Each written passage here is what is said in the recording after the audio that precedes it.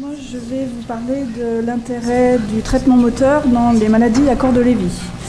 La kinésithérapie, en réduisant les troubles fonctionnels, et l'activité physique, en améliorant la qualité de vie des patients, sont un des principaux traitements non médicamenteux dans la maladie à corps de Lévy. D'accord, pardon. Elles ne se font pas forcément au même moment dans son évolution, mais peuvent être simultanées. Cependant, les troubles cognitifs peuvent les limiter. Donc la rééducation, elle est prescrite lorsque le patient commence à se dégrader sur le plan fonctionnel, s'il y a une gêne pour les activités de la vie quotidienne ou un risque de chute. Je vous propose de lister les déficits et de leurs causes qui détermineront les axes de la rééducation. Donc on commence par les transferts. Pour les retournements dans le lit, le passage de la position couchée à assise, qui sont gênés par la rigidité matinale, le lever par un manque de force au niveau des membres inférieurs et les troubles dysautonomiques, comme on parlait ce matin, l'hypotension orthostatique. Pour cela, je vous donne quelques conseils pratiques. On peut mettre des contentions, on a parlé des bas ou des chaussettes, éventuellement même des contentions abdominales, boire et faire quelques mouvements des membres inférieurs au lit, passer sur le côté pour s'asseoir, faire une pause avant de se lever.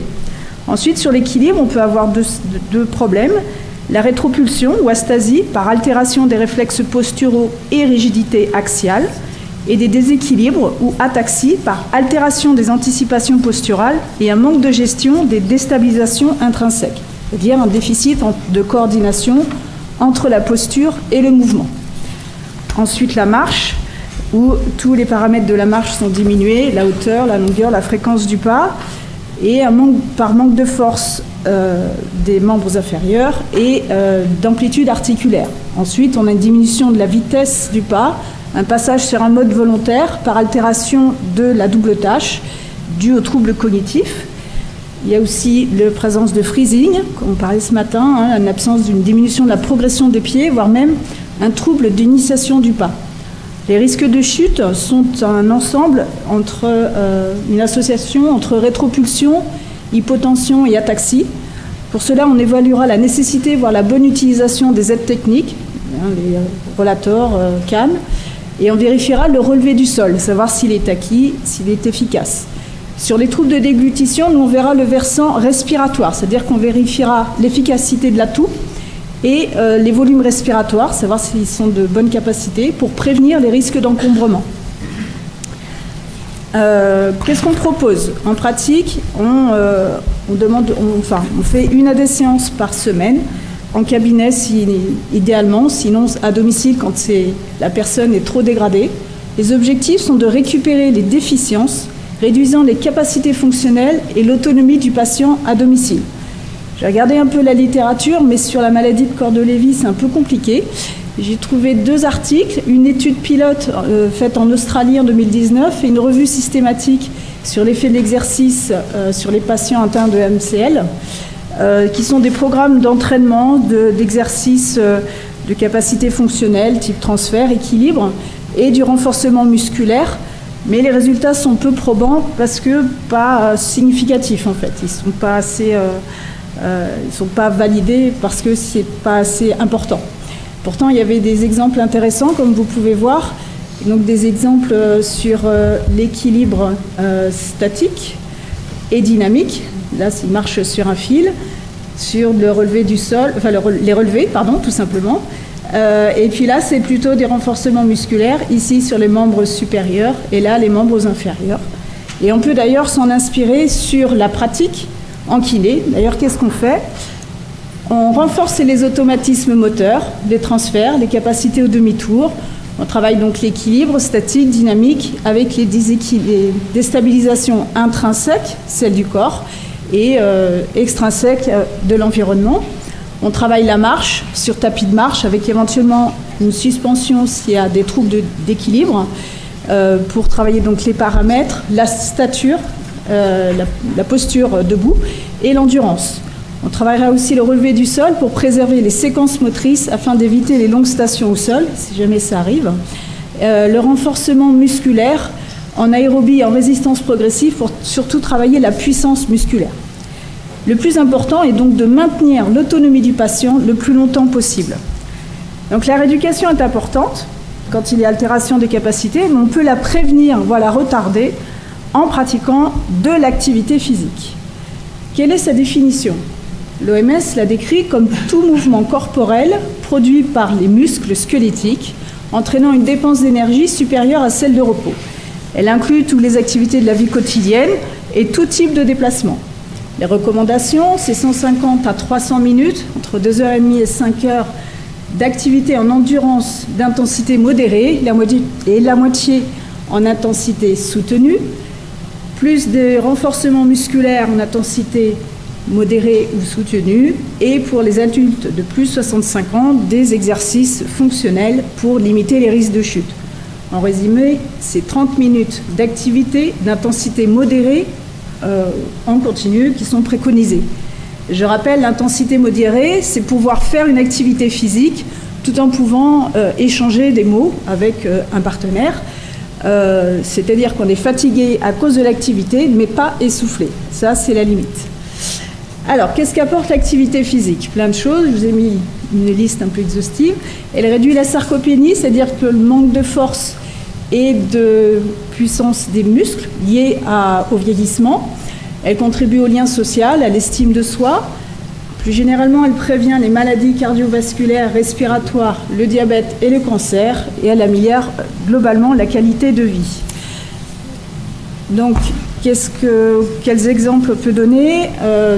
N'importe quel sport adapté, pour des activités douces, du tai chi, du yoga, qui peut être associé aussi à la respiration, plus dynamique, comme du pilate, de la gymnastique. Pour les plus connectés, on parle d'exergames, c'est-à-dire des exercices-jeux avec les jeux vidéo, Xbox ou Kinect, Xbox Kinect et Wii Fit.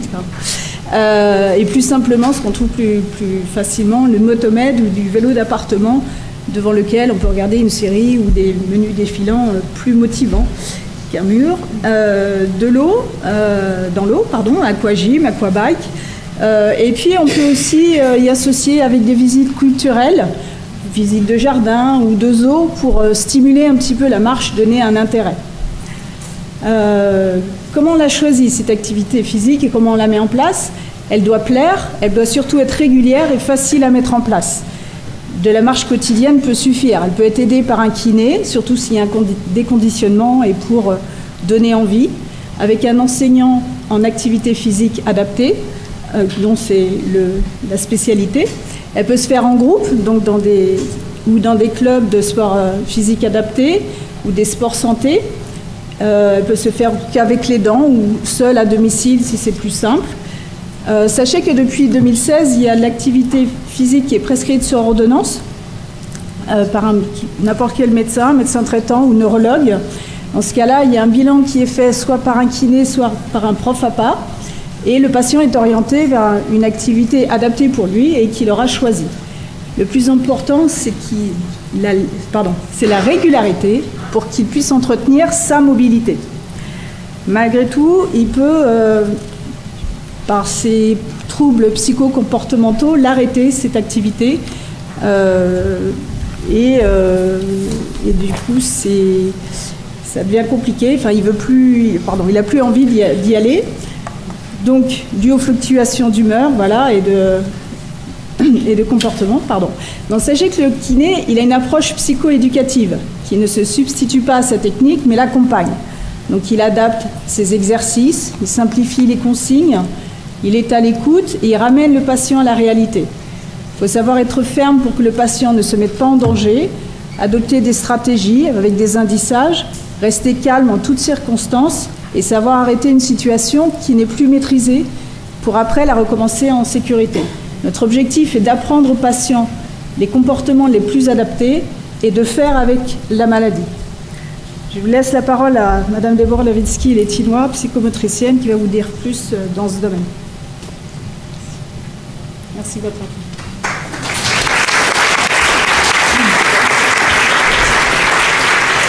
Bonjour, je remercie également l'A2MCL pour l'invitation à ce congrès. Je remercie chaleureusement le professeur Claire Paquet.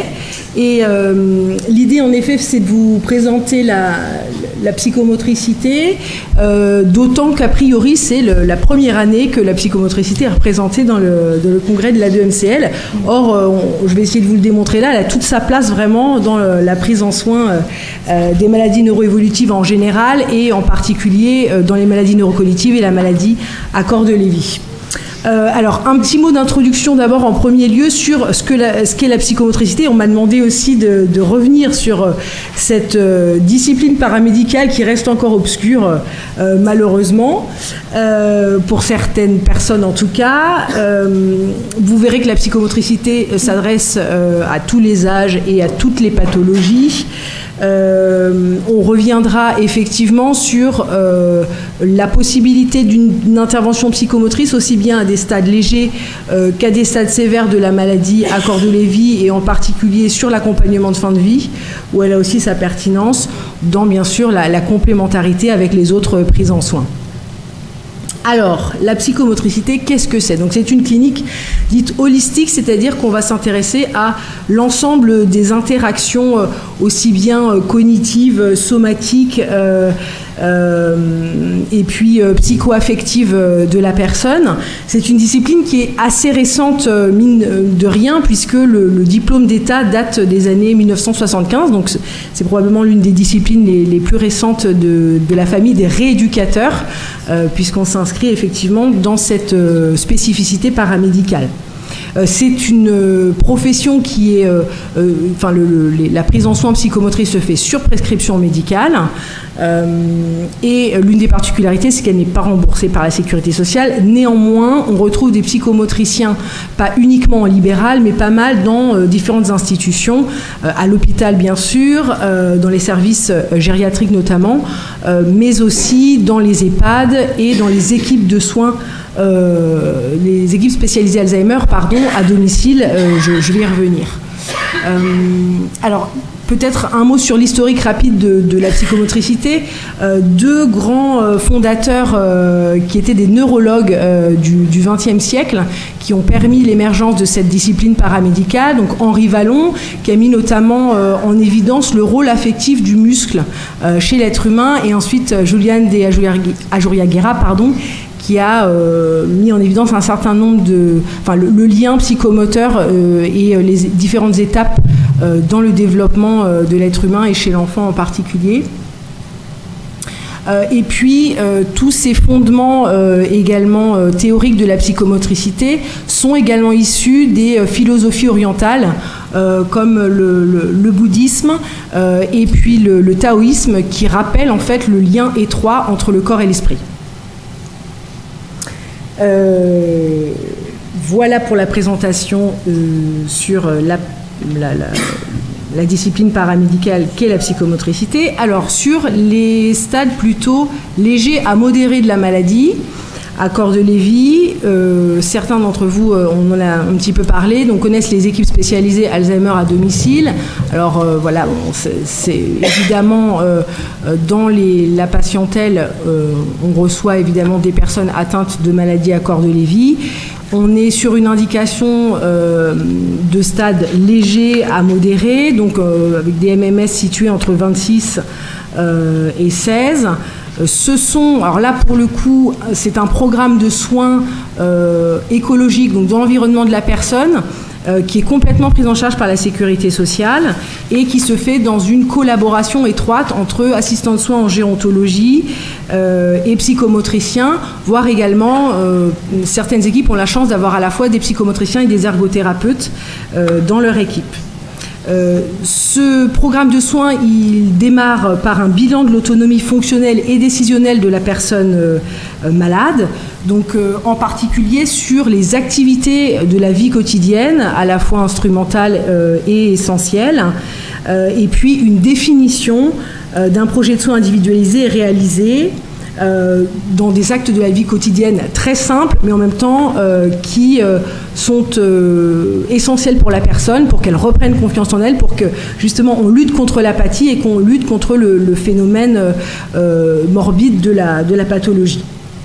C'est un dispositif, donc les soins de réhabilitation qui sont proposés à domicile sont un dispositif qui a été inspiré des travaux de recherche de Maud Graff, occupational therapist aux Pays-Bas, notamment dans les conclusions de son étude EDOMA en 2010. Donc quelques objectifs et stratégies de soins dans le programme de réhabilitation possible. Alors chez les personnes atteintes de maladies à corps de Lévy, il peut y avoir un travail intéressant sur les repères spatio-temporels. Tout à l'heure, nos collègues orthophonistes nous expliquaient l'importance de l'agenda notamment. Là, ce qui va être intéressant et la plus-value, en tout cas la complémentarité de la prise en soins ortho-psychomote, ça va être aussi de pouvoir travailler sur les capacités visio-spatiales de la personne et d'adapter des outils de façon très empirique, après un bilan par exemple sur les capacités visio-spatiales de la personne, d'adapter un outil palliatif de compensation des troubles qui soit le plus proche des capacités de la personne malade, notamment au niveau de ses particularités et de ses compétences visio-spatiales. On passe par l'utilisation d'un outil adapté qui a été pensé en fonction des capacités de la personne, de sa ritualisation, dans quelque chose d'assez régulier, et puis d'un entraînement procédural qui soit en situation réelle. C'est-à-dire qu'au-delà de ça, quand par exemple en équipe spécialisée Alzheimer, on va travailler sur le trajet pour aller chez l'orthophoniste, par exemple, eh bien on va vraiment y aller et on va prendre des repères sur place au niveau visuel, etc., pour se rendre compte de ce qu'on doit compenser ou pas. Et on s'entraîne à y aller plusieurs fois dans la semaine. C'est aussi la possibilité de réhabiliter les gestes de la vie quotidienne, donc en réalisant des mémos, pareil, toujours adaptés aux capacités de la personne. On a vu la singularité de l'expression des troubles de chaque patient atteint de maladie à corps de Lévy. Donc cette adaptation de l'outil, elle va être nécessaire pour chacun. Et puis de la même façon, une ritualisation de l'outil et un entraînement procédural en situation réelle. Enfin, l'un des axes aussi un peu prépondérants dans les soins de réhabilitation, ça va être l'information et le soutien aux aidants, les aidants proches, familiaux bien sûr en premier lieu, mais aussi quand parfois la personne est seule ou en complément des aidants familiaux, un accompagnement et des conseils des auxiliaires de vie par exemple, ou des professionnels qui vont avoir moins l'habitude de travailler avec des personnes atteintes de maladies à corps de Lévy. Autre axe possible dans l'accompagnement des personnes atteintes de maladies à corps de Lévy par le psychomotricien, les séances de prévention des chutes. Donc l'objectif de ces séances, c'est de renforcer la conscience et la connaissance corporelle et de dédramatiser la chute dans un accompagnement psychocorporel. Donc vous l'aurez compris, le psychomotricien, il a ce levier thérapeutique d'accompagner aussi l'émotion et d'essayer de travailler ce qui peut bloquer l'action par les émotions, les sentiments, ou on en reparlera dans le cas des chutes, le sentiment de ce qu'on appelle l'efficacité personnelle, voilà, sa capacité à pouvoir marcher sans chuter, etc. Donc on va tâcher d'atteindre ces objectifs en stimulant beaucoup les afférences sensorimotrices, proprioceptives, les différentes qualités d'équilibre, dynamique, statique. Donc d'extérieur au niveau des médiations, ça peut tout à fait ressembler à ce que Sandrine a proposé. On va travailler aussi l'organisation posturale en appréhendant différents espaces, dans différentes stations, assises, debout, allongées au sol.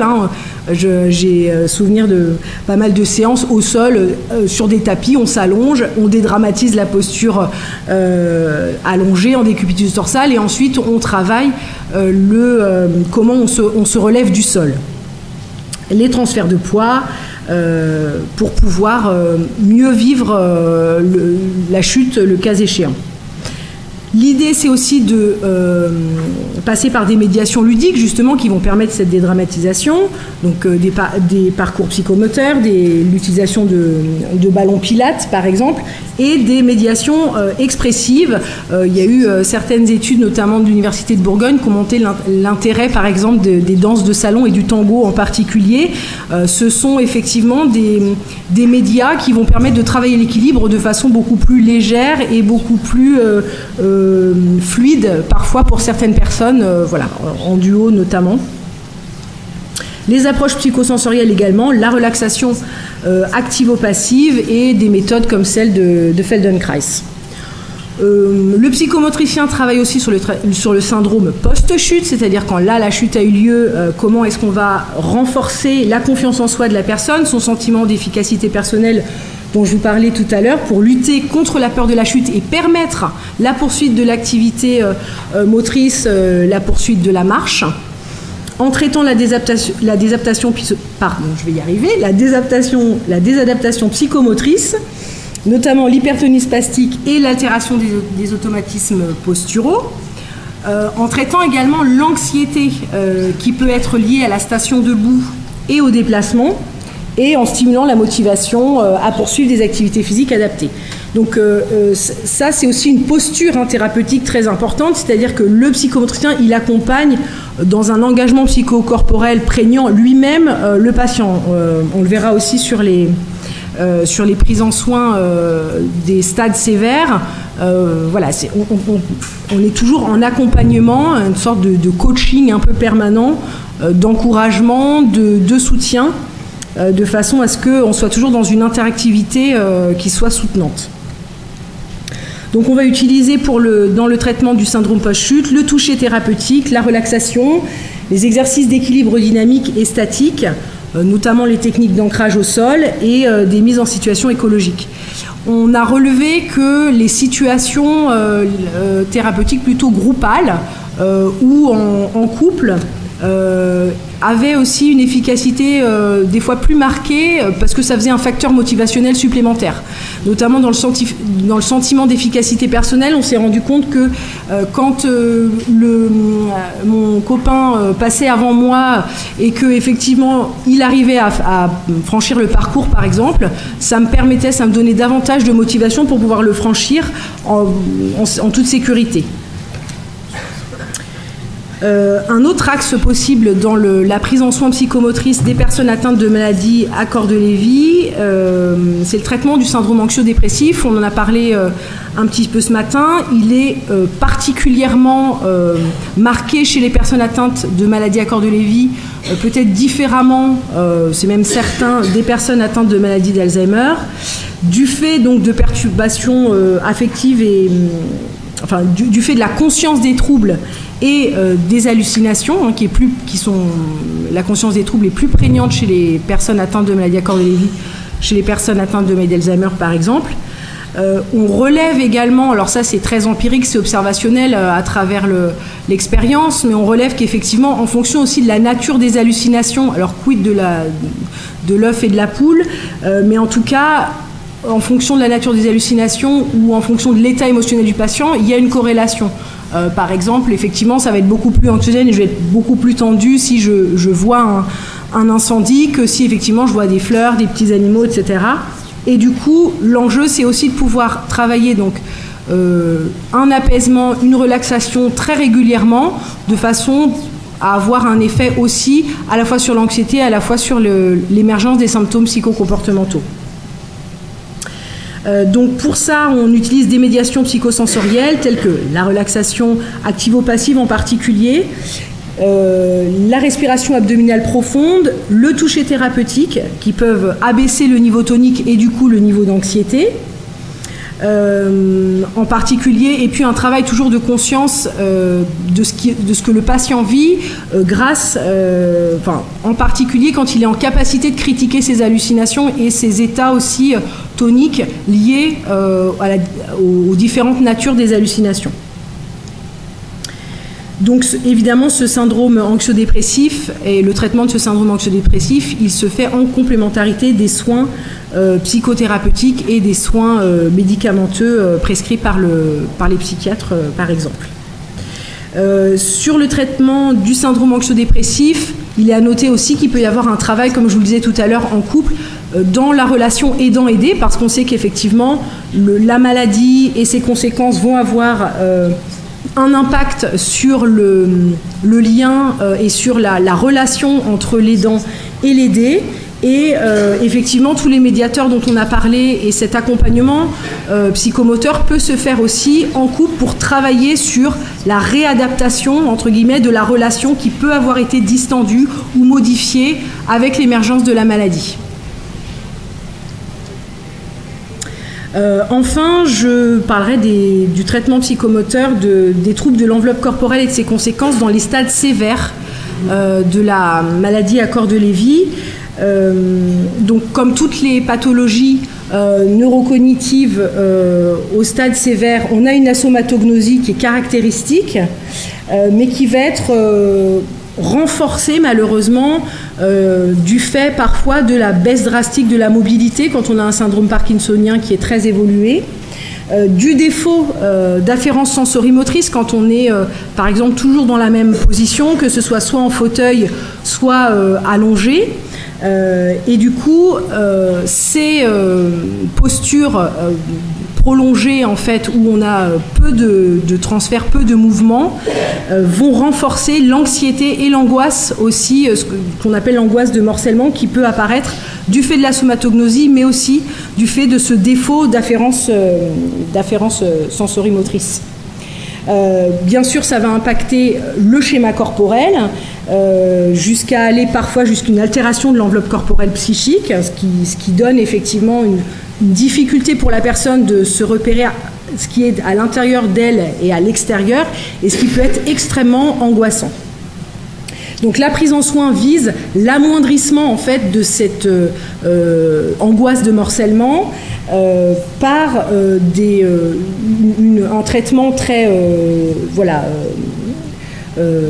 sensoriel et moteur. Je pense notamment donc au parcours psychomoteur, même pour des personnes qui sont en fauteuil confort, à des stades très évolués, par une mobilisation vraiment avec 2 personnes de part et d'autre. Juste le fait d'être reposé au sol de quelques minutes, quelques secondes en fonction des capacités de la personne, on constate vraiment, par exemple, une suspension des cris, une suspension de certaines stéréotypies motrices pour les patients qui ne sont plus en capacité de parler, grâce à ces verticalisations en fait. Donc les parcours moteurs, l'utilisation de ces verticalisations humaines, à contrario de la verticalisation du coup matérielle, vont permettre d'amoindrir en fait certains symptômes psychocomportementaux liés à l'angoisse de morcellement et la somatognosie très sévère. On va également utiliser des dispositifs comme le Snozelen ou alors le Snozelen pas forcément dans une salle, on peut aussi faire de l'enveloppement sensoriel dans une chambre par exemple, donc à domicile ou en EHPAD, et la balnéothérapie pour les institutions qui peuvent avoir ce type d'installation ou les personnes qui peuvent avoir ce type d'installation chez elles. Sur l'accompagnement de fin de vie, très précisément, donc vraiment un accompagnement jusqu'au décès de la personne, c'est pareil, le psychomotricien a toute sa place. On utilise surtout des techniques d'enveloppement sensoriel pour amoindrir l'angoisse de mort, également grâce au toucher thérapeutique qui est un outil extrêmement puissant d'expérience vraiment pour avoir accompagné plusieurs patients en fin de vie, à la fois parce qu'on va toucher les différentes dimensions de l'être humain, si on peut le réduire à ces 3 dimensions qui sont à la fois physiques, donc dans l'effet get control pour le toucher massage au niveau somatique, également pour la prévention de la constipation, etc. Mais également d'un point de vue psychologique pour répondre à la souffrance, et puis bien sûr spirituel. Oui, il me reste une petite minute, c'est parfait, c'est la dernière diapo. Enfin, donc on peut utiliser aussi de la balnéothérapie ou des lits douches pour ceux qui connaissent un peu ce dispositif-là qu'on retrouve par exemple en EHPAD, pour pareil essayer d'amoindrir en fait l'angoisse de morcellement et l'angoisse de mort.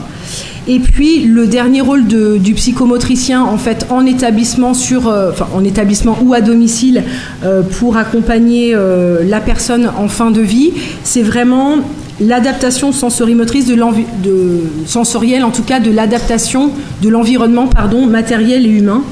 Matériel donc dans l'aménagement de la luminosité, de l'installation bien sûr de la personne, mais aussi de l'environnement sonore. Et puis humain, c'est-à-dire qu'en institution mais aussi à domicile avec les aidants, c'est comment est-ce qu'on transmet ces outils de toucher relationnel, d'enveloppement sensoriel, la façon de parler à la personne, la façon de la toucher, etc., pour que les soins perdurent au-delà de l'intervention psychomotrice. En conclusion, sur l'intervention de Sandrine et de moi-même, donc vous redire l'importance de la mobilisation motrice donc dans la partie kinésithérapique et psychomotrice pour la partie psychomotricité de la personne atteinte de maladie à corps de Lévy à tous les stades de la maladie. Plus on va intervenir de façon précoce, plus effectivement la personne risque de gagner dans sa conscience corporelle, dans sa qualité de vie. L'objectif, c'est vraiment d'agir sur la qualité de vie. Donc en maintenant une activité motrice et sensorimotrice la plus précocement possible et le plus longtemps possible, il y a une complémentarité des deux prises en soins. Et puis, la limite, c'est vraiment la fatigabilité également de la personne, puisque c'est une donnée qu'il est important de maintenir. Merci beaucoup. Et bravo.